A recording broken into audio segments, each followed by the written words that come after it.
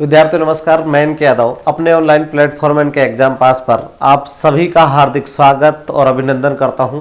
साथियों, रीट प्रतियोगिता परीक्षा लेवल द्वितीय अर्थात तृतीय श्रेणी अध्यापक भर्ती परीक्षा जो होने जा रही है, उसके संदर्भ में हम लोग आप सब जानते हैं कि टेस्ट सीरीज नंबर 2 आज लेकर आए हैं। पूर्व में मैंने आप लोगों सब लोगों को विश्व के औद्योगिक प्रदेशों के बारे में अध्ययन कराया था और आज हम एक बहुत महत्वपूर्ण प्रश्नोत्तरी कार्यक्रम के दूसरे पार्ट में, जैसा कि आप स्क्रीन पर भी देख रहे होंगे, यहाँ पर हमने आप लोगों के लिए विश्व के कृषि के प्रकार यानी types of agriculture in the world उसकी बात लेकर आए हैं कि विश्व के अंदर। तो ये बहुत ही अच्छा सेशन होने वाला है और आप लोगों के लिए काफी परीक्षा उपयोगी भी होगा। साथियों, सीधे चलते हैं आज के क्वेश्चन कक्षा कार्यक्रम की ओर। तो यहां पर देखिए, पहला क्वेश्चन आपके स्क्रीन पर आ रहा है, ध्यान से देखिएगा। क्वेश्चन नंबर 1 आपके स्क्रीन पर है, शीतोष्ण घास के मैदानों में की जाने वाली कृषि क्रिया है।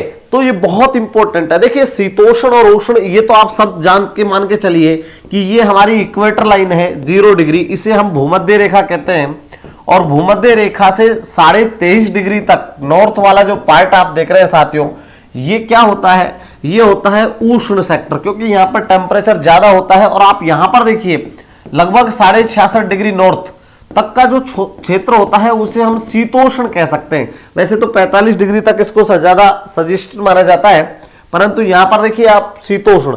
अब ऐसा ही नीचे भी होगा, यहां पर 23.5 डिग्री साउथ से लेकर 66.5 डिग्री। तो ये जो क्षेत्र है शीतोष्ण क्षेत्र, वो कह रहा है कि कौन सी क्रिया शीतोष्ण घास के मैदानों में। अब आप सोच रहे होंगे शीतोष्ण घास के मैदानों का जहां तक संदर्भ है, तो यहां पर चलवासी पशुचारण, मिश्रित कृषि, वाणिज्यिक अनाज कृषि और स्थानांतरित कृषि। साथियों, इसके अंदर अगर हम देखें तो स्थानांतरित कृषि जो होती है तो वो यहां पर प्रचलित बिल्कुल नहीं है और स्थानांतरित कृषि नहीं है, तो चलवासी पशुचारण भी यहां पर आपको देखने को नहीं मिलेगा।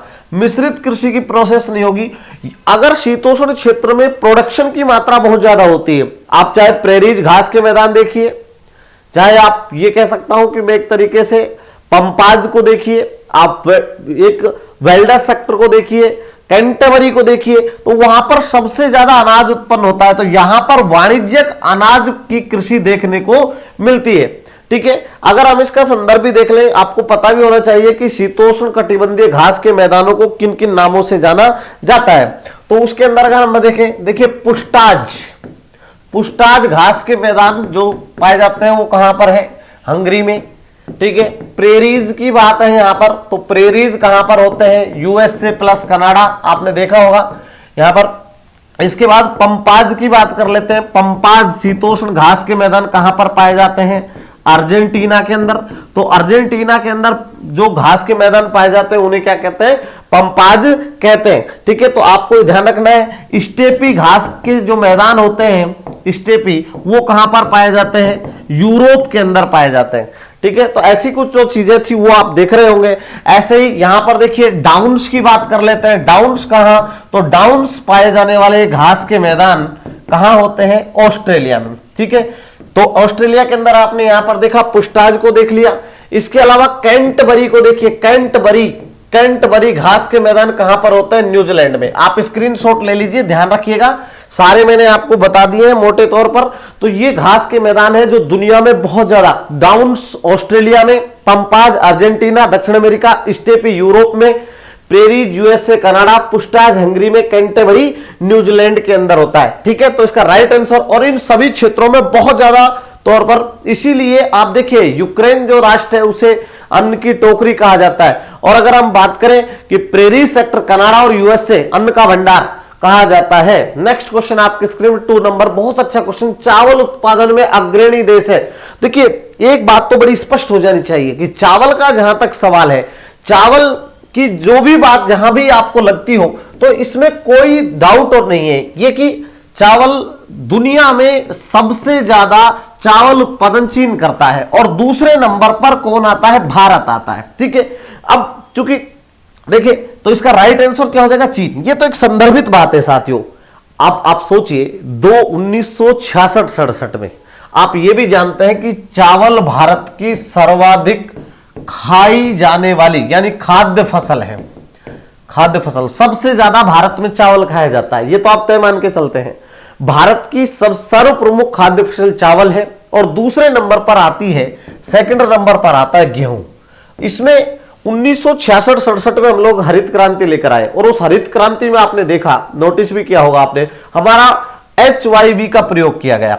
ठीक है, तो हरित क्रांति में जो भी हरित क्रांति हम लोग लेकर आए थे 19 आप जानते हैं 66 से 67 HYV बीजों का यहां पर क्या किया गया, हाई यील्ड वेराइटीज बीजों, और प्रोडक्शन बढ़ा। नो डाउट गेहूं का प्रोडक्शन ज्यादा बढ़ा, चावल का प्रोडक्शन अपेक्षाकृत रूप से कम बढ़ा, इसलिए हम चावल को हरित क्रांति का छोटा शिशु भी कहते हैं। लेकिन मेरा संदर्भ सवाल यह नहीं है कि 1966-67 में, साथियों आप बहुत अच्छे से नोटिस करिए, इसमें तो कोई दो राय नहीं है कि देने वाला लेने वाले से हमेशा बड़ा होता है। 1966 और 67 का वो संदर्भ, वो मंजर जब खाद्य आयात करते थे, आज भारत दुनिया में चावल का सबसे बड़ा निर्यातक राष्ट्र है। ठीक है, तो सर्वाधिक चावल निर्यातक राष्ट्र कौन होगा, राष्ट्र, और वो होगा मेरा भारत। 2015 में ही भारत दुनिया का सबसे बड़ा चावल निर्यातक राष्ट्र बन गया था। आप सोचिए कितना बड़ा। ठीक है, साउथ इंडिया को देख लीजिए आप, वेस्ट बंगाल को देखिए, ओडिशा को देखिए, झारखंड को देखिए, तमिलनाडु को देखिए, और मोस्टली ये वो राज्य हैं जो सीधे तौर पर चावल का क्या करते हैं, उत्पादन करते हैं। ठीक है, तो इसमें, और अंतरराष्ट्रीय चावल अनुसंधान केंद्र मनीला में स्थित है, फिलीपींस में, और यह भी तय मान के चलिए एशिया सबसे ज्यादा चावल उत्पादन करने वाला कॉन्टिनेंट है। राइट, तो ये छोटी छोटी बातें आप देखिए। चीन, और चीन की तो यही बात खत्म नहीं होती साथियों, चीन का चाय उत्पादन में पहला स्थान है। आप देखिए दूसरा स्थान यह, चावल में भी पहला स्थान है, आलू सब्जियां उसमें भी चीन का पहला स्थान है, कोयला नमक उत्पादन में भी चीन का पहला स्थान है दुनिया में। तो ऐसी कई चीजें हैं जिनमें चीन अपनी पहली स्थिति बनाए हुए है। क्वेश्चन नंबर 3 बहुत अच्छा प्रश्न है साथियों, सुनहरा रेशा के रूप में जाना जाता है। इसका मतलब सीधे तौर पर मैं ये कह सकता हूं गोल्डन फाइबर, गोल्डन फाइबर के रूप में कैसे जाना जाता है, तो ऑप्शन देख लेते हैं सीधे तौर पर, कपास, जोजोबा, जेट्रोफा, पटसन। तो राइट उत्तर क्या आ जाएगा इसका, जल्दी से बताइए, बहुत अच्छा है। देखिए कई बच्चों को ऐसा लग रहा है कि यहां पर जूट नहीं आया, तो पटसन का मतलब ही क्या होता है, जूट होता है, जूट होता है। अब जब जूट होता है तो स्वाभाविक सी बात है, यहां पर आपको यह भी सर्वाधिक उत्पादक राष्ट्र। ठीक है, तो इसके अंदर बांग्लादेश और भारत, तो बांग्लादेश पहले नंबर पर आ जाएगा और भारत दूसरे नंबर पर आ जाएगा जूट उत्पादन में। 11 माह की फसल है, 11 माह की फसल सबसे लॉन्ग वे अवधि में पाई जाती है, और नदी के परिक्षेत्र में यानी बेसिन में जहां नवीन मृदा बिछाई जाती है, प्रतिवर्ष नदी अपना जल के माध्यम से जब अवशेष लेकर आती है, जो सेडिमेंट्स लेकर आती है, जो अवसाद लेकर आती है, उसका डिपोजिशन कर देती है। उस पूरे सेक्टर के अंदर क्या होता है, इसका उत्पादन होता है पटसन का। और साथियों भारत में अगर हम देखें, भारत में सर्वाधिक उत्पादन, तो यह भी हमें पता होना चाहिए कि भारत में सर्वाधिक उत्पादन कौन करता है, तो पहला स्थान जो है वो पश्चिम बंगाल का है। ठीक है, तो वेस्ट बंगाल की बात कर लेते हैं। दूसरा स्थान आएगा किसका, बिहार का, और तीसरा जो स्थान आने वाला है वो असम का आ जाएगा। ठीक है, तो ये 3 राज्य जो सर्वाधिक क्या करते हैं, प्रोडक्शन करते हैं। नेक्स्ट क्वेश्चन आपके स्क्रीन पर, क्वेश्चन नंबर 4 बहुत अच्छा, कॉफी का अग्रणी उत्पादक राष्ट्र कौन सा है। देखिए इसकी अगर हम बात करें कॉफी की, तो कॉफी की 3 किस्में भी होती है, अब लाइव रोबेस्टा होती है, अरेबिका होती है। ठीक है, तो यहां पर आपको एक बात तो ध्यान में रखनी होगी, कॉफी का अग्रणी दुनिया में कॉफी उत्पादन की जहां बात आएगी वहां ब्राजील के अंदर। ठीक है, तो सबसे ज्यादा कॉफी उत्पादन में जो स्थान आने वाला है वो किसका आने वाला है, ब्राजील का आने वाला है। एक बात और है, यहां पर जो कॉफी के बागान होते हैं, बागान उन्हें फेजेंडा कहते हैं। क्या कहते हैं, फेजेंडा। ठीक है, वैसे कॉफी का जन्म स्थान की बात करें दुनिया में, जन्म स्थान, तो कॉफी का जन्म स्थान कैल्फा में हुआ था। कैल्फा कहां है, इथोपिया में। ठीक है, इथोपिया। तो ये थोड़ी सी आपको छोटी छोटी बातें हैं जो आपको ध्यान में रखनी है। इसके साथ में भारत दुनिया के 4% कॉफी का उत्पादन करता है, दुनिया के कुल उत्पादन का। और भारत में सर्वाधिक कॉफी उत्पादन। और ये क्वेश्चन अभी सीईटी में पूछा गया था, आप नोटिस कर लीजिए कि भारत में, तो भारत में सबसे ज्यादा करता है कर्नाटक, पहले नंबर पर आ जाएगा साथियों। दूसरे नंबर पर कौन है? केरल। और तीसरे नंबर पर आ जाएगा तमिलनाडु। तो ये आपका भारतीय कृषि का जो है परिदृश्य भी है कॉफी के संदर्भ में। नेक्स्ट क्वेश्चन देखिए, क्वेश्चन नंबर 5, पटसन के अग्रणी उत्पादक। वही बात है, जूट की बात कर रहे हैं तो अग्रणी भारत व चीन नहीं, भारत व बांग्लादेश, भारत व पाकिस्तान, भारत व श्रीलंका। तो इसका बहुत अच्छा उत्तर हो जाएगा साथियों, क्या होगा? भारत व बांग्लादेश। तो इसका राइट आंसर हो जाएगा। अभी मैंने इसके संदर्भ में आपसे बात भी कर दी थी। नेक्स्ट क्वेश्चन नंबर 6, कौन सी फसल को 210 दिन पाला और चमकीली धूप की आवश्यकता है? बिल्कुल, यहां पर देखिए सनशाइन जो है, यहां पर रेज की बात कर लेते हैं। 210 दिन पाला रहित मौसम होना चाहिए, पाला रहित। और ये कक्षा 10 की एनसीईआरटी की किताब में भी लिखा है, एनसीईआरटी क्लास 10 की बुक में भी लिखा है। यहां पर जो क्रॉप्स के रूप में वहां एक टॉपिक दिया हुआ है कॉटन के अंदर अगर हम बात करें तो इसका सीधा उत्तर कपास हो जाएगा। कपास बिल्कुल ज्यादा बारिश के कारण कपास क्या हो जाती है? खराब हो जाती है। और प्रमुख उत्पादक राष्ट्रों की बात करें, महाराष्ट्र, गुजरात, और इसीलिए इसके लिए काली मिट्टी की आवश्यकता होती है, काली मिट्टी और ब्लैक सॉइल्स। लेकिन प्रति हेक्टेयर के उत्पादन की बात करें, प्रति हेक्टेयर कपास का उत्पादन भारत में सर्वाधिक कहां होता है?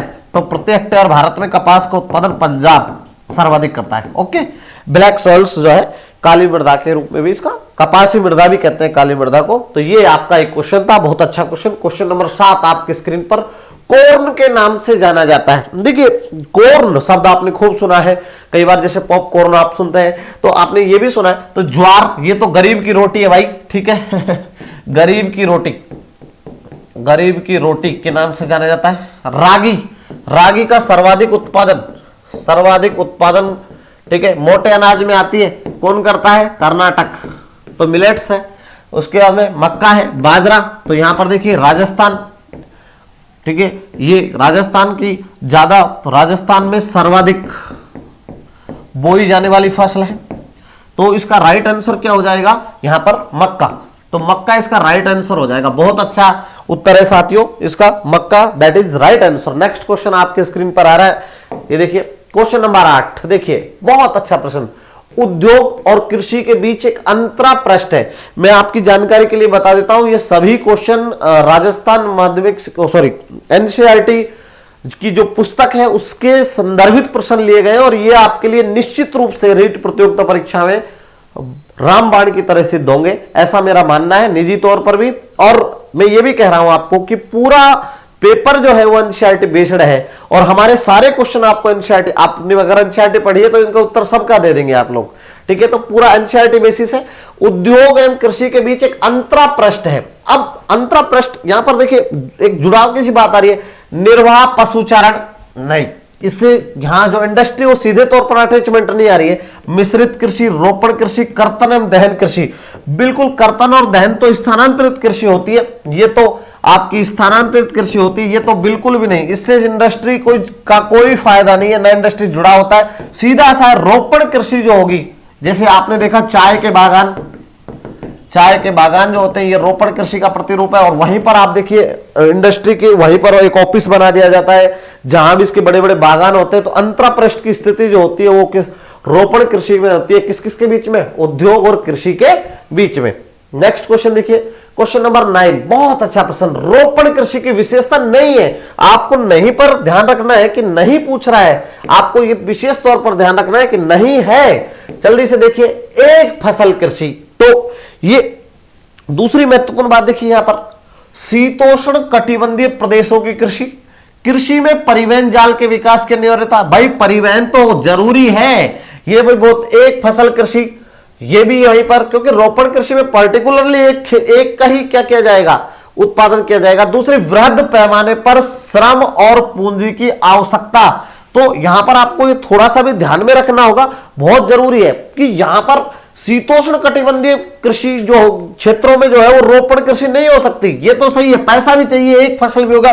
यहां इसका उत्तर हो जाएगा ये वाला, तो शीतोष्ण कटिबंधीय प्रदेशों में। तो शीतोष्ण कटिबंधीय में तो क्या होता है, यहां पर देखिए रोपण नहीं होती, यहां पर व्यावसायिक अनाज उत्पादन होता है। कहां पर? शीतोष्ण कटिबंधीय क्षेत्रों में। तो यहां पर इसका राइट आंसर क्या हो जाएगा? बी। तो बी इसका राइट आंसर हो जाएगा। ये विशेषता इसकी नहीं होती है, ये इसका राइट आंसर है। ओके, नेक्स्ट क्वेश्चन आगे बढ़ते हैं साथियों, आपके स्क्रीन पर आ रहा है क्वेश्चन नंबर 10। बहुत अच्छा प्रश्न है। अब देखिए यहां पर आजकल ये सुमेलित वाले क्वेश्चंस काफी ट्रेंडिंग कर रहे हैं, तो आपको बेमेल छांटना है, यानी एक तरफ स्थानांतरित कृषि दी हुई है, दूसरी तरफ क्षेत्र दिया हुआ है। अब आप यहां पर देखिएगा, आपको तो ये बताना है कि कौन सा किस परिक्षेत्र से संबंधित। झूमिंग उत्तर पूर्व भारत, दैट इज राइट, ये तो बिल्कुल सही है। मिल्पा मैक्सिको के अंदर स्थानांतरित कृषि कहते हैं, ये भी सही है। रोका ब्राजील में कहते हैं, ये भी सही है। लदांग वियतनाम में, नहीं नहीं नहीं, ये गलत हो जाएगा, क्योंकि वियतनाम, यहां पर लदांग कहां पर कहते हैं? तो लदांग जो कहते हैं वो मलेशिया में कहते हैं। कहां पर? मलेशिया में। तो लदांग मलेशिया। तो वियतनाम में तो सर रे कहते हैं। देखिए रे क्या कहा जाता है? स्थानांतरित कृषि को वियतनाम में रे कहा जाता है। ठीक है, तो ये आप देखिए श्रीलंका में स्थानांतरित कृषि को क्या कहते हैं? श्रीलंका में स्थानांतरित कृषि को कहते हैं चेन्ना। ठीक है, तो यहां पर आपने देखा ये कुछ क्षेत्र हैं जो काफी इंपॉर्टेंट हो जाते हैं, और स्थानांतरित कृषि को देखिए तो इसका राइट आंसर क्या हो जाएगा? ये वाला इसका राइट आंसर हो जाएगा लदांग, मलेशिया आएगा इसमें। ये जो जोड़ा है वो बेमेल है। ओके, नेक्स्ट क्वेश्चन 11 नंबर आपके स्क्रीन पर। जलवायु बाधाओं और भूभाग की प्रतिक्रिया स्वरूप उत्पन्न कृषि क्रिया है, यानी अगर किसी क्लाइमेटोलॉजिकल रूप से, और हम ये कह सकते हैं कि सरफेस या फिजिकली प्रॉब्लम्स के रूप से अगर कोई कृषि प्रक्रिया की जाती है तो वो कौन सी है? एक स्थानांतरित कृषि, गहन निर्वहन कृषि, रोपण कृषि, चलवासी पशुचारण। तो इसमें आपको बड़ा सोच समझकर उत्तर देना है, क्योंकि देखिए स्थानांतरित कृषि तो केवल इसलिए की जाती थी कि वो व्यक्ति क्या है, उस जमाने की बात है, आदिम के जमाने की बात है, इसे आदिम कृषि भी कहते हैं, कर्तन और दहन की कृषि भी कहते हैं। प्रति इकाई सबसे कम उत्पादन होता है। एक बात ये नोट कर लीजिएगा कि स्थानांतरित कृषि में प्रति इकाई उत्पादन बहुत कम होता है साथियों। अब दूसरी महत्वपूर्ण बात यहां पर गहन निर्वहन कृषि की जहां तक मैं बात कर रहा हूं, तो ये तो कोई मुद्दा ही नहीं है, ये तो ट्रांसफरेबल है ही नहीं। ठीक है, इंटेंसिव जो है सब्सटेंस एग्रीकल्चर, तो कोई इसका इशू ही नहीं है। नेक्स्ट देखिए रोपण कृषि जो है बागाती कृषि, इसे रोपण का बागाती कृषि भी कहते हैं। तो ये भी कोई जलवायु और बाधा के रूप में नहीं होती है। ठीक है, चलवासी पशुचारण, बिल्कुल व्यक्ति आदमी, आपने देखा होगा, यहां पर मैं आपको बता भी देता हूं, यहां पर ये जो गुज्जर है, गुर्जर नहीं, गुज्जर, बकरवाल, ये तो आपने पढ़े होंगे एनसीईआरटी में, भोटिया, ये चलवासी पशुचारण की जनजातियां हैं। चलवासी पशुचारक जाति कहां पर? भारत में। और किस क्षेत्र में? हिमालय में। जब ऊपर नीचे, ऊपर बर्फ जम जाती है तो इस शिवालिक क्षेत्र में नीचे आ जाते हैं, और उसके बाद में जब बर्फ पिघल जाती है तो लघु हिमालय क्षेत्र में प्रवास कर जाते हैं।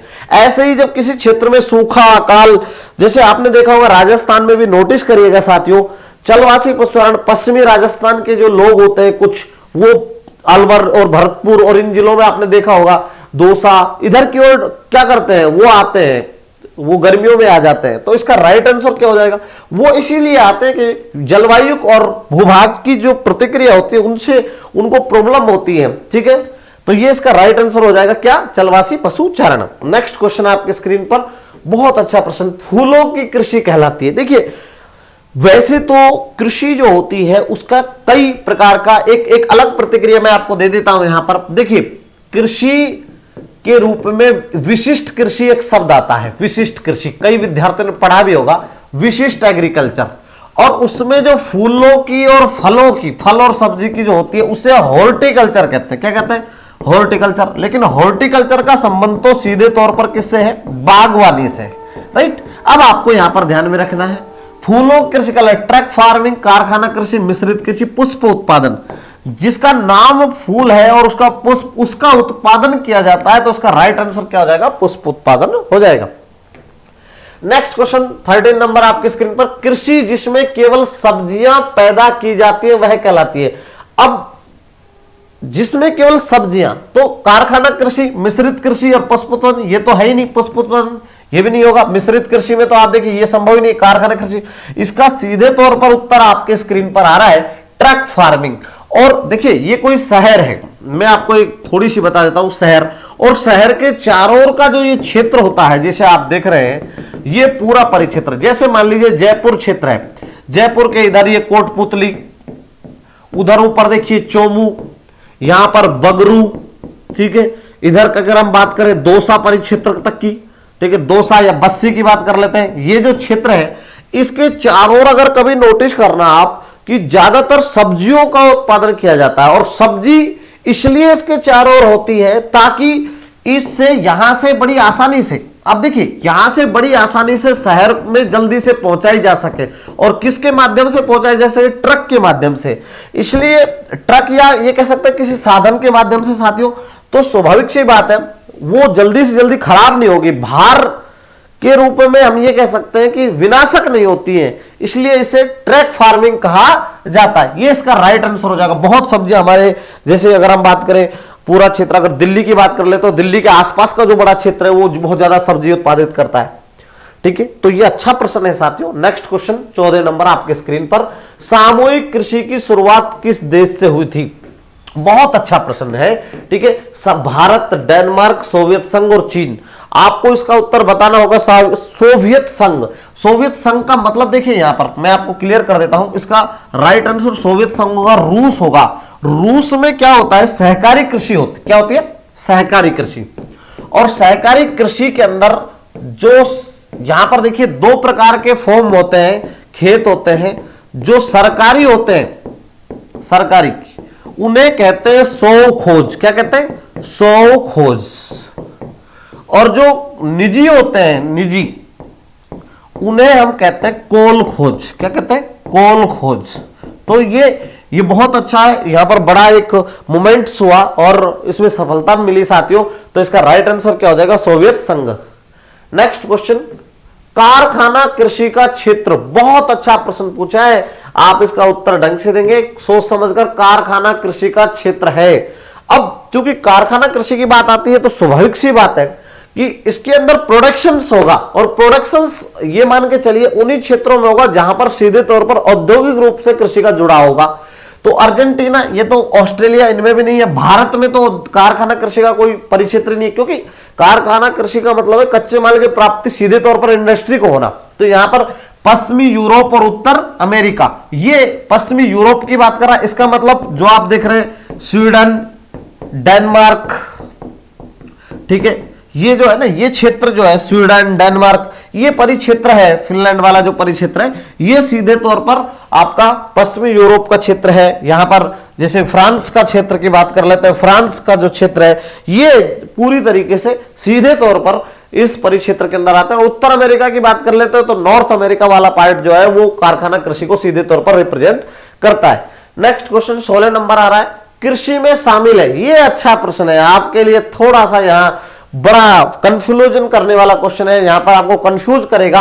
तो यहां पर देखिए कृषि में शामिल है, फसल में सब्जी उगाना, ये तो है ही, फल फूल उगाना, ये भी है, मछली पालन, पशुधन, तो पशुपालन तो कृषि का प्रतिरूप है। अब इसमें क्या नहीं आएगा, तो बड़ा या फिर सारे ऑप्शन सही है। आप कमेंट बॉक्स में कमेंट लिखिए, जल्दी से बताइए क्या आएगा इसका, ठीक है।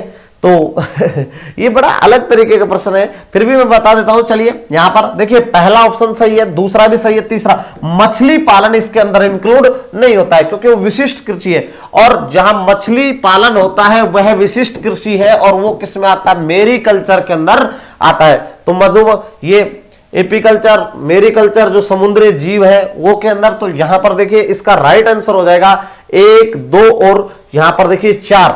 ऑप्शन नंबर 6 आपके स्क्रीन पर आ रहा है, ये सीधे तौर पर साथियों क्या हो जाएगा, सही हो जाएगा। देखिए एक बात और मैं आपको कह देता हूं साथियों, जिंदगी में कभी हिम्मत मत हारिएगा, ये जीवन बहुत लंबा है, इसमें ऐसे कई बार आपको उतार और चढ़ाव आएंगे, बहुत बार आपको कुछ चीजें पीछे धकेलने का काम करेंगी।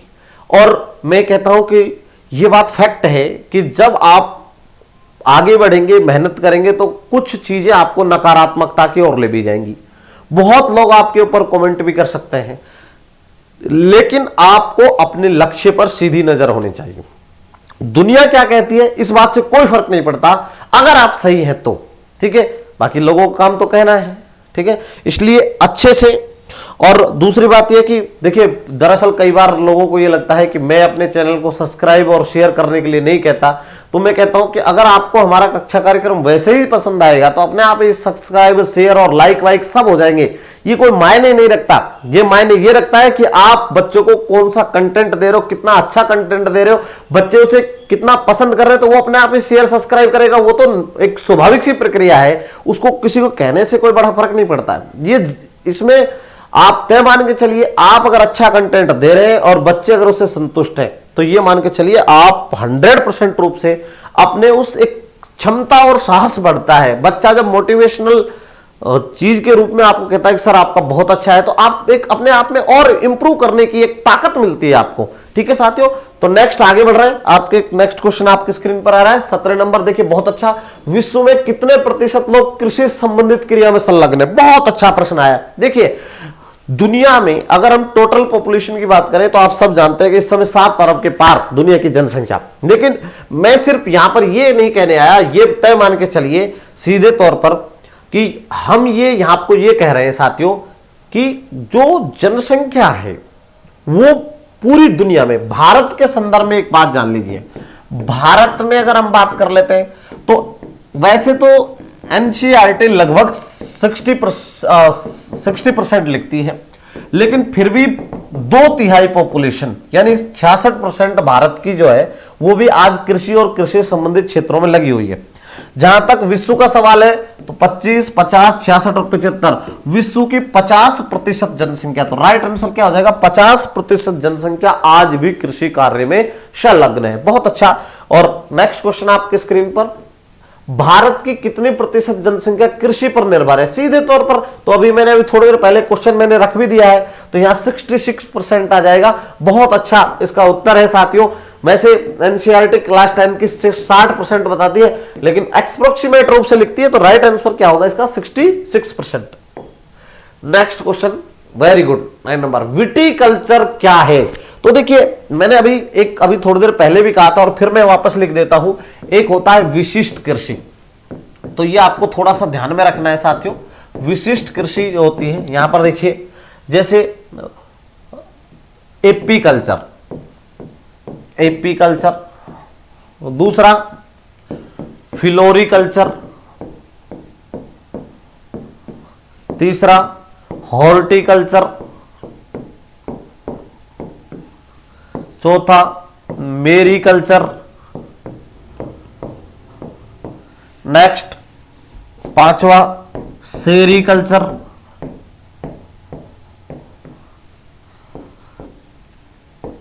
आजकल एक हो रहा है एक्वापोनिक और चल रहा है। ठीक है, तो कुछ ऐसी जो है ये कृषियां हैं जो विशिष्ट रूप से आपके यहां पर इंक्लूड की गई हैं। तो अब देखिए यहां पर, और ये आपके सामने ही है, पहले इसको देख लेते हैं। विटीकल्चर क्या है? रेशम कीट पालन। रेशम कीट पालन तो क्या कराता है? सेरीकल्चर। ये तो सेरीकल्चर है, तो इसका मतलब ये सेरीकल्चर क्या हो जाएगा? रेशम कीट पालन हो जाएगा, रेशम कीट पालन। ओके। दूसरा मत्स्य पालन, तो मत्स्य पालन तो फिर मेरीकल्चर होता है, मेरीकल्चर। ठीक है, तो ये भी नहीं होगा। अंगूरों की खेती, फल फूल और सब्जियों की खेती तो अभी हम बात ही कर रहे थे यहां पर, ये फ्लोरिकल्चर, फूलों की खेती। हॉर्टिकल्चर, बागवानी। मेरीकल्चर, अभी हमने कहा मत्स्य पालन, समुद्री जीव पालन।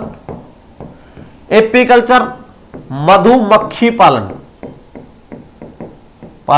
तो यहां पर अंगूरों की खेती इसका राइट आंसर हो जाएगा। क्या हो जाएगा राइट आंसर? अंगूरों की खेती। और अंगूरों की खेती को क्या कहा जाता है? विटीकल्चर कहा जाता है। एक्वापोनिक और एयरोपोनिक ये अभी और चल रहा है। एक तो क्या होता है कि किसी भी हवा में पौधे को उगाना, ठीक है, तो ये 2 प्रकार के विशिष्ट और जो है अंश समय कृषि चल रही है, जो आपको थोड़ा ध्यान में भी रखना है। देखिए 20 नंबर क्वेश्चन, गहन निर्वहन कृषि की विशेषता नहीं है। अब आपने उसने पूछा नहीं है, आपको तो यह बताना है गहन निर्वहन कृषि की व्यवस्था। एक छोटे भूखंड पर साधारण औजारों और अधिक श्रम से खेती, यह विशेषता तो है भाई। निर्वहन कृषि की विशेषता तो सीधे तौर पर यह होगी यहां पर एक वर्ष में एक से अधिक फसलें उगाई जाती है, ये भी सही है। उसका काम ही गुजारा करना है, बहुत ज्यादा प्रोडक्शन की वो चाहत रखता है, ये मान के चलिए सीधे तौर पर। नेक्स्ट देखिए यहां पर सघन जनसंख्या वाले मानसूनी प्रदेशों में प्रचलित, तो देखिए बिल्कुल ये भी इसका राइट आंसर होगा, इसमें भी कोई दोहराई नहीं है, बिल्कुल क्लियर है। वृहद पैमाने पर श्रम और पूंजी की आवश्यकता नहीं, देखिए गहन व्यावसायिक कृषि जब होती है तो उसमें वृहद स्तर पर, यहां ये जो इसका ये है ये गलत है, ये इसका राइट आंसर हो जाएगा। ये चीज जो है वो यहां पर गहन निर्वहन कृषि में नहीं, आदमी गुजारा करने के लिए जब खेती करता है, जैसे इसमें अगर हम थोड़ा सा देख लें तो राजस्थान का जो परिक्षेत्र है, मध्य प्रदेश का परिक्षेत्र है, ऐसे क्षेत्र जहां पर सीधे तौर पर आदमी गुजारा करने के लिए कृषि करता है, सघन कृषि करता है, प्रोडक्शन की चाह ज्यादा रखता है। जैसे भारत में भूमि कम है और औजारों की अधिक और श्रम की आवश्यकता से लोग खेतों में लगे रहते हैं, मशीनों का उपयोग एक्चुअल में ऐसी चीजों में कम होता है। जब मशीनों का उपयोग कम होगा तो वृहद यहां पर पूंजी की आवश्यकता क्या होगी, कम होगी। ठीक है, तो एक वर्ष में एक से अधिक फसल उगाना चाहता है, ये भी सही है। जैसे जैसे हम भी कई बार क्या मल्टी क्रॉप्स का काम करते हैं, सघन जनसंख्या वाले मानसूनी प्रदेशों में, बिल्कुल जैसे भारत की जलवायु कैसी है, मानसूनी जलवायु है, उष्णकटिबंधीय, तो वहां पर आदमी चाहता है कि उसको प्रोडक्शन का लाभ ज्यादा मिले, तो ये इसकी विशेषता नहीं होगी, ध्यान रखिएगा। बहुत अच्छा प्रश्न है ये। नेक्स्ट क्वेश्चन, जैविक खाद और प्राकृतिक पीड़क नाशी का उपयोग किस कृषि की विशेषता है? इसका मतलब यहां पर आपको यह प्रश्न समझते ही देखते ही समझ में आ जाना चाहिए कि यहां पर रासायनिक खाद का प्रयोग बिल्कुल भी नहीं होता है, यह बहुत ही इजीली आप समझिए। इसका मतलब सीधे तौर पर जब जैविक की बात कर रहे हैं, जैविक, तो यहां पर बायोटेक एग्रीकल्चर की बात है, जैविक कृषि की बात है, तो यहां पर देखिए गहन निर्वहन कृषि, आदिम निर्वहन कृषि, जैविक कृषि और वाणिज्यिक कृषि, तो इसका राइट आंसर तो पहले मैं आपको बता देता हूं क्या आएगा, जैविक कृषि इसका राइट आंसर। दूसरी बात, इसके अंदर क्या होता है, देखिए इसको थोड़ा मैं यहां पर, ये रासायनिक खाद कृषि एक तो ये होती है, इसमें क्या होता है, सिंचाई अधिक चाहिए। क्या चाहिए, सिंचाई अधिक। हाँ ये बात सही है कि यहां पर उत्पादन अधिक होता है, उत्पादन अधिक होता है, ये बिल्कुल सही है। ठीक है, दूसरी बात, पर्यावरण के लिए नुकसानदेह है, पर्यावरण के लिए कैसी होती है, नुकसानदेह होती है। कौन सी कृषि, रासायनिक देह। ये तीसरा, स्वास्थ्य पर विपरीत प्रभाव, विपरीत प्रभाव, स्वास्थ्य पर क्या होता है, विपरीत प्रभाव पड़ता है। दूसरी बात, अब यहां तक जैविक की बात आ जाएगी, तो जैविक को देख लीजिए आप, यहां पर कम पानी ऑब्लिक सिंचाई की आवश्यकता होती है इसमें। दूसरी बात, उत्पादन कम होता है अपेक्षाकृत रूप से। तीसरी महत्वपूर्ण बात, स्वास्थ्यवर्धक होती है, स्वास्थ्यवर्धक। ठीक है, चौथी बात ये होती है, यहां पर आपको ध्यान भी रखना है, पर्यावरण के लिए लाभदायक, के लिए लाभदायक। तो ये आपको छोटी छोटी चीजें जो आपको ध्यान में रखनी है, लाभदायक। अब यहां पर मैं आपको दो चीजें और भी बता देता हूं क्लियरली। भारत का पूर्णतः जैविक राज्य, भारत का पूर्णतः जैविक राज्य क्या हो जाएगा, सिक्किम। तो ये भारत का पूर्णतः जैविक राज्य सिक्किम है। ठीक है, राजस्थान का, यहां पर देखिए राजस्थान का जैविक जिला, जिला डूंगरपुर। ठीक है, जैविक गांव, घाटी गांव कहां पर है, उदयपुर में। ठीक है, और पूर्णतः जैविक केंद्र शासित प्रदेश लक्षद्वीप। क्या हो जाएगा, लक्षद्वीप। तो आप नोटिस कर लीजिए, मैंने सारी बातें स्क्रीनशॉट ले लीजिए, सारा मैंने बता दिया बहुत अच्छे से। नेक्स्ट क्वेश्चन देखिए 22 नंबर, आदिम निर्वहन कृषि में शामिल है, बहुत अच्छा प्रश्न है। आदिम निर्वहन कृषि में शामिल है मिश्रित कृषि और चलवासी पशुचारण, स्थानांतरित कृषि एवं चलवासी पशुचारण, रोपण कृषि एवं पशुपालन, स्थानांतरित कृषि और पशुपालन। अब आपको ये बताना होगा कि क्लियर तौर पर बताना होगा कि क्या आएगा इसके अंदर, ठीक है। बहुत क्लियर है। देखिए कृषि जो होती है वो दो प्रकार की कृषि है यहां पर। एक यहां पर आपको ध्यान में रखना है कि एक तो आदिम कृषि, निर्वहन कृषि है, निर्वहन कृषि। मैं इसको पूरा क्लियर बता देता हूं आपको, निर्वहन कृषि। और दूसरी जो प्रमुख रूप से कृषि आती है वो वाणिज्यिक कृषि है, वाणिज्यिक कृषि। अब वाणिज्यिक कृषि की बात अगर हम करेंगे तो रोपण कृषि वाणिज्यिक में आएगी, मिश्रित कृषि भी उसके अंदर आएगी। वाणिज्यिक अनाज कृषि, देखिए दूसरी रोपण कृषि भी इसके अंदर आएगी, रोपण या फिर मैं इसको कह सकता हूं बागाती कृषि। तो रोपण और बागाती कृषि भी इसका प्रतिरूप है, ठीक है। तीसरा जो होगा मिश्रित कृषि। अब मिश्रित कृषि में पशुपालन प्लस में ये भी इसके अंदर, क्योंकि इससे आदमी क्या पैसे कमाता है। निर्वहन कृषि में दो प्रकार की समझिए, यहां पर एक होती है आदिम निर्वहन कृषि। क्या होती है? आदिम निर्वहन।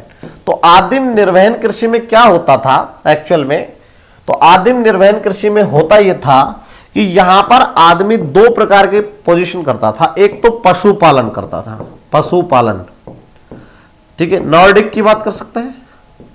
और दूसरा आदमी स्थानांतरित कृषि, स्थानांतरित कृषि, ठीक है। तो दो चीजें तो ये होती थी।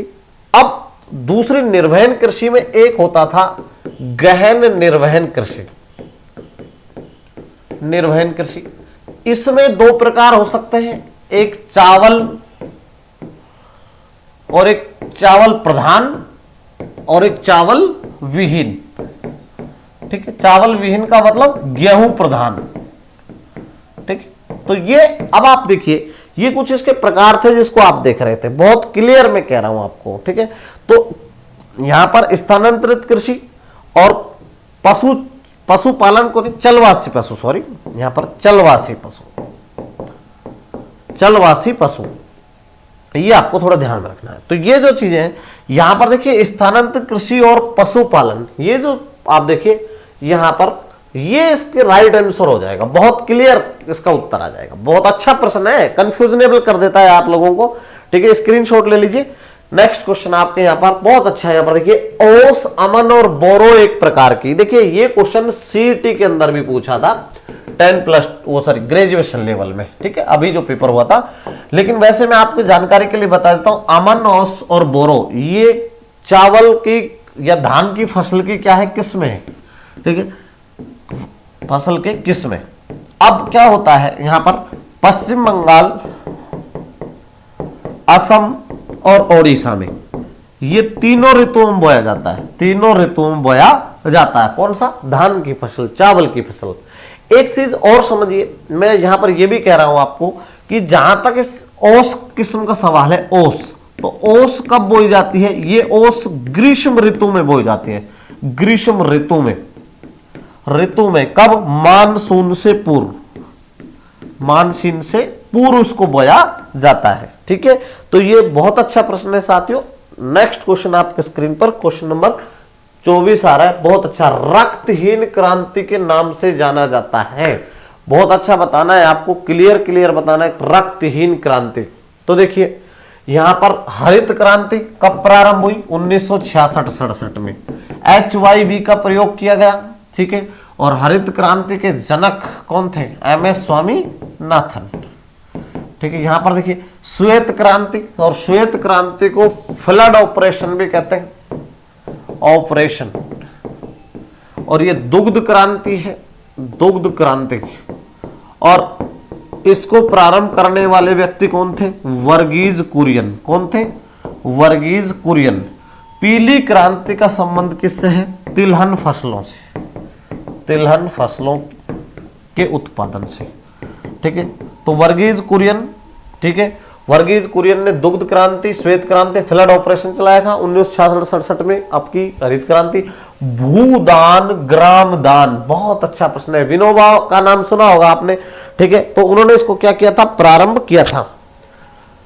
विनोबा भावे उनके द्वारा इसको प्रारंभ किया गया था, भूदान ग्रामदान। तो ये कक्षा 10 की किताब के से इसका संदर्भ लिया गया है, कक्षा 10 की किताब का प्रश्न है, बहुत अच्छा प्रश्न है। ठीक है, यहां पर देखिए 25, बिहार में चंपारण आंदोलन की शुरुआत हुई। देखिए चंपारण आंदोलन आप सब जानते हैं 1917 के अंदर प्रारंभ हुआ साथियों। और यही नहीं, अगर हम इसका संदर्भ देख लें तो एक बड़ा बात यह है, अगर यहां पर देखें तो जो ये आंदोलन था इसमें बड़ी बात यह थी कि एक्चुअल में अंग्रेज, आपने देखा दो चीजों का नाम सुना होगा, लिवरपूल और मैनचेस्टर। ये वहां पर इंग्लैंड के अंदर यानी ब्रिटेन के अंदर क्या थे, नगर थे। और यहां पर किसका विकास हुआ, सूती वस्त्र उद्योग का विकास हुआ, उद्योग का। और भारत में बिहार और इन क्षेत्रों में नील की खेती होती थी। नील की खेती जब होती थी तो यहां से क्या होता था, कच्चा माल जाता था, कच्चा माल। और कच्चा माल यहां से रॉ मेटेरियल जाता और प्रिपेयर्ड माल वहां से चला कर आता। तो ये एक आंदोलन चला बिहार में, चंपारण आंदोलन, बहुत बड़ा आंदोलन था साथियों। ये भारतीय इतिहास में से कभी भुलाया नहीं जा सकता। 1917 में चंपारण आंदोलन की क्या हुई, ठीक है, शुरुआत हुई। तो बहुत अच्छी 1917 में हुआ। किस देश में सहकारी कृषि को सर्वाधिक सफलता मिली? ये एक्चुअल में सफलता मिलना और एक दोनों चीजों में अंतर होता है। सहकारी कृषि का मतलब समझिए, कुछ लोग कोऑपरेटिव तौर पर यानी समूह के तौर पर, कलेक्टिव तौर पर एग्रीकल्चर करते थे, उसे कहते हैं सहकारी, कलेक्टिव तौर पर। ठीक है, सहकारी का मतलब होता है जब मजदूर व्यक्ति ही मिलकर उसमें पूंजी लगाएं और लाभ को बराबर भागों में बांट लें। ठीक है, तो यहां पर बड़ा बड़ा इंपॉर्टेंट सवाल यह कि भाई किस देश को, यहां पर आपको यह ध्यान में रखना होगा। तो इसका राइट आंसर क्या हो जाएगा, डेनमार्क।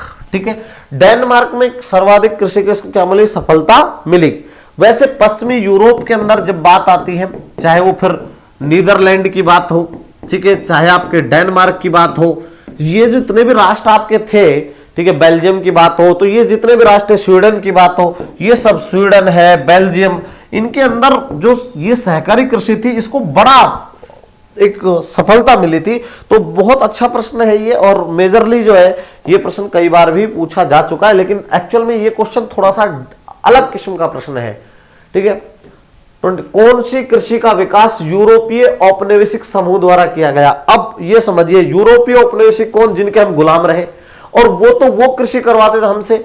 ठीक है, तो कोल खोज, ये तो मैंने अभी बताया था, रूस के अंदर मिश्रित कृषि, यहां पर खेती के साधन, पशुपालन, अंगूर उत्पादन, यानी रोपण कृषि का विकास। आप देखिए यहां पर रोपण कृषि, चाय उन्हीं की देन है, आप जानते हैं। तो रोपण जो कृषि है उनका विकास मुख्य रूप से औपनिवेशिक समूह के द्वारा किया गया। ठीक है, जितने भी ब्रिटिश लोग आए, ईस्ट इंडिया कंपनी के जो लोग थे, या उससे पहले ही मैं कह सकता हूं कि चीन के अंदर इसका विकास हुआ, फिर भारत के अंदर विकास हुआ। औपनिवेशिक राष्ट्रों ने रोपण कृषि को बड़ा बढ़ावा दिया। हालांकि वैसे रोपण कृषि ज्यादातर उष्णकटिबंधीय क्षेत्रों में होती है, ज्यादा होती है। ठीक है, बाकी तो मेजरली तो आप देख सकते हैं। अब रोपण कृषि में बात करें तो आपका देखिए चाय है और कहवा की बात कर ले, और जितने भी पार्ट है वो सब उष्णकटिबंधीय क्षेत्रों में ज्यादा होता है। यहां पर देखिए 28, चलवासी पशुचारण का क्षेत्र नहीं है। अब आपको यहां पर ये ध्यान में रखना है, ये अच्छा प्रश्न है भाई, उसने क्या प्रश्न को देखा करो ध्यान से। चलवासी पशुचारण का मतलब है कि जहां पर पशुओं को चराने के लिए बहुत बड़े क्षेत्र पर एक स्थान से दूसरे स्थान पर नहीं ले जाया जाता, और ये वहीं नहीं ले जाया जाएगा जहां पर प्रोडक्शन रेट ज्यादा हो और पूरी तरीके से जो उपजाऊ जमीन बहुत ज्यादा हो। भाई देखिए मरुस्थलीय क्षेत्रों में तो पशुचारण के लिए आप देखिए, अगर हम बात कर ले यहाँ पर पश्चिमी और मध्य एशिया की, तो यहां तो ये काम होता है। आप देख लीजिए, आप अफ्रीका की बात कर लीजिए, वहां भी ये काम होता है। कौन सा काम होता है? पशुचारण के लिए वहां तो प्रमुख रूप से ऐसी स्थिति आपको देखने को मिलती है। लेकिन दूसरी बात, कई जगह ऐसी है जहां पर यह स्थिति अपने को देखने को नहीं मिलती। अब देखिए शीतोष्ण घास के मैदान, सहारा के अर्धशुष्क, भाई सहारा अफ्रीका में यहां तो होता है, भारत के कुछ भाग, राजस्थान, जम्मू कश्मीर, यहां भी होता है। मैंने बताया जम्मू कश्मीर के अंदर गुज्जर, बकरवाल, भोटिया, ये मध्य एशिया में यहां भी होता है। यहां इसका राइट आंसर जो हो जाएगा वो हो जाएगा शीतोष्ण घास के मैदान। यहां नहीं होता, क्योंकि यहां तो उत्पादन होता है, और उत्पादन प्रमुख रूप से किसका होता है? व्यावसायिक अनाज का उत्पादन होता है। और जब व्यावसायिक अनाज का उत्पादन होता है तो स्वाभाविक सी बात है वहां तो पूरी तरीके से सीधे तौर पर खेत जो होंगे वो बड़े सिक्योर होंगे, और बहुत बड़ा क्षेत्र है। अगर विस्तृत कृषि यहां देखने को मिलती है, बड़े बड़े खेतों पर यहां पर कृषि की जाती है, तो वहां ये स्थिति देखने को नहीं मिलेगी। चाहे फिर शीतोष्ण में, चाहे फिर वो कनाडा का पार्ट हो, चाहे यूएसए का पार्ट हो, चाहे अर्जेंटीना का पार्ट हो, वहां पर, या प्रेरीज का यूरोप के अंदर भी देखें तो प्रेरीज का सेक्टर देख लीजिए आप, ठीक है, कैंटेबरी का सेक्टर देख लीजिए, वहां ऐसी स्थिति देखने को नहीं मिलती है। ठीक है, तो शीतोष्ण घास के मैदान मैंने बता दी थी, राइट आंसर हो जाएगा 29। वाणिज्यिक कृषि की विशेषता नहीं है, बहुत अच्छा सवाल है। वाणिज्यिक यानी व्यापारिक कृषि की विशेषता नहीं है, आपको बताना है फसल उत्पादन और पशुपालन बाजार में विक्रय हेतु किया जाता है, विस्तृत कृषि क्षेत्र और अधिक पूंजी का उपयोग, छोटे फर्मों से युक्त घनी आबादी क्षेत्र, छोटे फार्म, फार्म का मतलब खेत है, अधिकांश कार्य मशीनों द्वारा किया जाता है। देखिए अगर आप इसमें थोड़ा सा भी अगर अपन देखेंगे तो बहुत मशीनों द्वारा काम होता है, यह विशेषता तो बिल्कुल होती है। ठीक है, तो यहां पर देख लीजिए ये इसकी विशेषता होगी। दूसरी ये भी सही होगी कि वो उसका काम है, पशु भी इसलिए पाले जा रहे हैं, फसल का उत्पादन भी इसलिए हो रहा है कि सीधे तौर पर भाई पशुओं को बाजार में, पशु बेचने का मतलब समझिए मांस और खाल जो है, चमड़ा जिसे हम कह सकते हैं, ठीक है, हड्डियां, उनका ये सब व्यवसाय फसल का बेचा जाएगा। और इसमें विस्तृत कृषि का मतलब होता है, कृषि का मतलब कृषि, बड़े क्षेत्र होते हैं। जैसे अगर हम बात करें सूटकेस कृषि, इसको मैं सूटकेस कृषि कह सकता हूं, सूटकेस कृषि, जहां पर सूटकेस भर लाते हैं शहरों में रहने वाले लोग, गांवों में ये बात, जैसे कनाडा की बात करें, यूएसए की बात करें, बड़े बड़े खेत पाए जाते हैं और वहां पर अधिक पूंजी का उपयोग होता है, बाद में वो लोग खेती को वैसे दे देते हैं और बाद में आ जाते हैं, तो ये तो इसकी विशेषता होगी। ठीक है, दूसरा तो ये नहीं होगा छोटे फार्मों से युक्त घनी आबादी क्षेत्र। अरे भाई अगर खेत छोटे हैं, अगर खेत छोटे हैं और जनसंख्या अधिक है, जनसंख्या अधिक, तो वहां तो कौन सी कृषि होगी बताइए, कौन सी कृषि की विशेषता है ये? ठीक है, ये गहन निर्वहन कृषि की विशेषता है, ध्यान रखना, गहन निर्वहन कृषि की विशेषता, ये व्यवसायिक की है ही नहीं विशेषता। ठीक है, तो ये तो स्वाभाविक है, बहुत अच्छा है। ठीक है, नेक्स्ट क्वेश्चन आपके स्क्रीन पर आ रहा है, क्वेश्चन नंबर 30, बहुत अच्छा प्रश्न है। कर्तन एवं दहन कृषि के रूप में जाना जाता है। ठीक है, कर्तन और दहन यानी जलाओ, ठीक है, कर्तन और दहन, ठीक है, तो इसे आदिम कृषि भी कहते हैं, आदिम कृषि। और इसमें प्रति इकाई उत्पादन न्यूनतम होता है, क्या होता है? न्यूनतम होता है, तो इसका राइट आंसर हो जाएगा स्थानांतरित कृषि। ठीक है, तो इसमें तो समय गंवाने से कोई मतलब नहीं है, सीधे तौर पर इसका राइट आंसर है। ठीक है, नेक्स्ट क्वेश्चन आपके स्क्रीन पर, बहुत अच्छा, 31, स्थानांतरित कृषि का क्षेत्र नहीं है। आपको तो ये बताना है स्थानांतरित कृषि का क्षेत्र कौन सा नहीं है। देखिए अब स्थानांतरित कृषि वही होगी जहां पर या तो देखिए पहाड़ी क्षेत्र होंगे, आदिवासी क्षेत्र होंगे, और या मैं मान के चलता हूं क्योंकि उसने तो नहीं पूछा है, और बहुत से क्षेत्र ऐसे होंगे जहां इस प्रकार की कृषि का आपको देखने को नहीं मिलता है। तो दक्षिणी पूर्वी एशिया में तो है, आप देख लीजिए, चाहे यहां पर मलेशिया की बात हो, मलेशिया में तो होती है, यहां पर जैसे मलेशिया में इसको क्या कह रहे थे, लदांग। ठीक है, यहां पर देखिए उत्तर पूर्वी भारत में बिल्कुल होती है, इसे झूमिंग कहते हैं, झूमिंग। उष्ण कटिबंधीय अफ्रीका, शीतोष्ण घास के मैदान, अमेजन बेसन के सघन वन।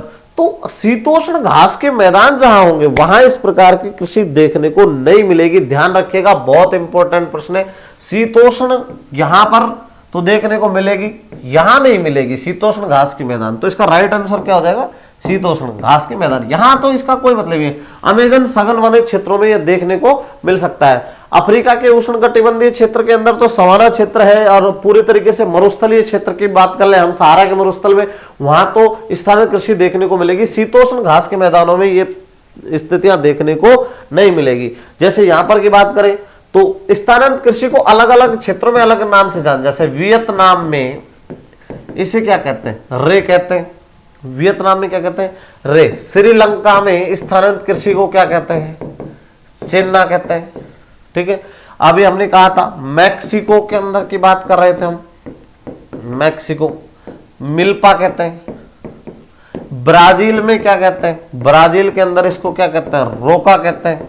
मलेशिया में मैंने लिख ही दिया है, ठीक है, क्या कहते हैं, लदांग कहते हैं। तो अलग अलग देशों में, जैसे जायरे के अंदर इसे क्या कहते हैं, जायरे के अंदर इसे मसोले कहते हैं, मसोले, ठीक है। राजस्थान की बात कर लेते हैं, राजस्थान में इसे क्या कहते हैं, वालरा, ठीक है। और वालरा के भी दो प्रमुख रूप है, एक है दजिया और एक है चिमाता। ढलानी क्षेत्रों में की जाने वाली चिमाता, मैदानी क्षेत्रों में की जाने वाली दजिया, ठीक है। ऐसे ही यहां पर अगर अब और बात कर लें अलग अलग रूप से, तो पश्चिमी घाट पर इसको क्या कहते हैं, पश्चिमी घाट में इसको कहते हैं कुमारी, ठीक है। बेवर, मध्य प्रदेश के अंदर की बात कर लें, पश्चिमी घाट में क्या कहते हैं, इसको कुमारी कहते हैं। बेवर, दहिया, पंडा, ये कहां कहते हैं, ये कहते हैं एमपी में, ठीक है। पोंडू कहां कहते हैं, तो पोंडू कहते हैं आंध्र प्रदेश में, आंध्र प्रदेश। तो इस तरीके से अगर हम बात करें तो बहुत से ऐसे क्षेत्र हैं, जैसे टावी कहां कहते हैं, टावी मेडागास्कर में, मेडागास्कर। तो अलग अलग क्षेत्रों में स्थानिक कृषि को अलग अलग नामों से जाना जाता है। तो ये स्थानिक कृषि के कुछ प्रतिरूप थे जिनको आप देख रहे थे साथियों, बहुत अच्छा। और थैंक यू फॉर वॉचिंग। आप देखिए, अगर हमारा ये कक्षा कार्यक्रम आपको पसंद आया हो तो हमारे चैनल को सब्सक्राइब करें। नेक्स्ट कक्षा कार्यक्रम हम लोग लेकर आएंगे, तीसरा जो टेस्ट सीरीज होगा वो कल आपसे पुनः मिलते हैं। अब हम आपसे लेते हैं विदा। जय हिंद, जय भारत, धन्यवाद।